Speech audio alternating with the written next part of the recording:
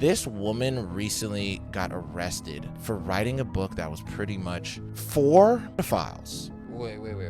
She wrote a book. Yes. Really? Yes, literally the book is basically for them. This happened this year in Australia, and this lady, she came out with this book called Daddy's Little Toy. But she started promoting this book this year, and she was promoting it like on her Instagram, Facebook, things like that, like all her social medias. The author said that this book was an erotic retelling of the Cinderella story. That's how she described this book. And pretty much what the book is about, it's a grown man who is like in his middle age, I'm guessing, who falls in love with a girl that he meets when she's only 3 years old. What? Yeah, so he falls in love with her when she's 3 years old. It's this lady named Lauren Mastrosa. So she wrote this book. A lot of people ended up starting to catch wind about the book. So people were like not really reading it, but they were just kind of reading the synopsis of what the book is about. Even some of the quotes from the book, I would not be able to tell you until after this episode. Really? They're that like it's very graphic. weird. I'll tell you after, yeah. But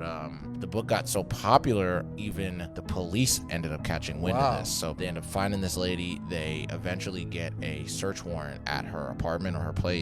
They don't really find anything too wild, but they still took her in because they were like, yeah, basically you are holding and creating child abuse material. So she had like a bunch of copies of the books in there. They were like, yeah, but nah, we got to get rid of all this shit because you cannot be spreading this type of message. She ends up getting charged with owning and creating child abuse material. Oh, wow. What was crazy is the lady just kept saying that she's still innocent, and she kept calling it a age gap romance. People that target kids, bro, so You're so weird.